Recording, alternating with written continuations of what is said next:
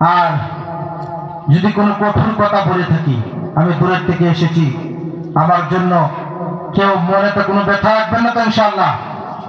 আমাকে সবাই মাফ করে দিবেন, কারো সন্তান হিসাবে, কারো ভাতিজা হিসাবে, কারো বাগনা হিসাবে, কারো নিজের ছেলে মনে করি, কাছের দাদার বসে আছেন নিজের নাতি মনে করি, নানার বসে আছেন নিজের নাতি মনে করে মাফ করবেন তো ইনশাআল্লাহ।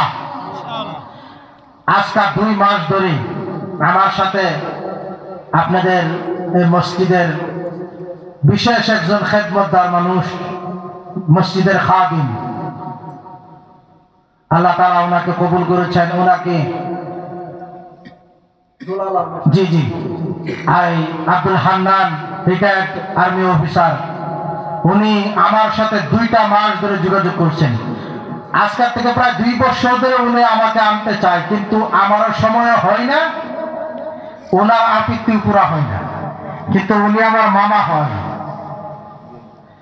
আর এই যে রহমত আলী যে, উনিও আমার মামা। ওনারা আমাকে আনার জন্য আজকে 2 বছর ধরে ওনারা চেষ্টা করছে। এই বছর আল্লাহ তাআলা কবুল করেছেন, আপনাদের এখানে আসতে পেরেছি। আপনারা খুশি তো?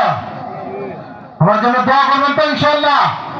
খাস করে দোয়া করবেন যে ইনশাআল্লাহ এই retired army officer Abdul Hannan মামার জন্য খাস করে দোয়া করবেন। ওনার স্ত্রী অসুস্থ, উনিও অসুস্থ বলতে গেলে।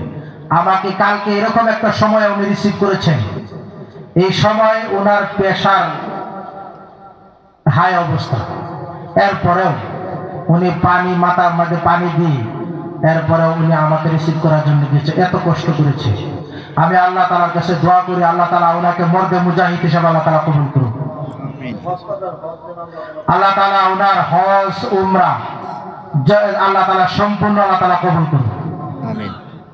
যে হজ বৎসরিক হজ আল্লাহ তাআলা শেষ করার পরে বারবার যাতে আল্লাহর ঘরের মধ্যে হাজিরা দিতে পারে আর যাতে উমরা করতে পারে, আল্লাহ তাআলা সেই সুযোগ করে দেখ। সবাই বলুন আমিন।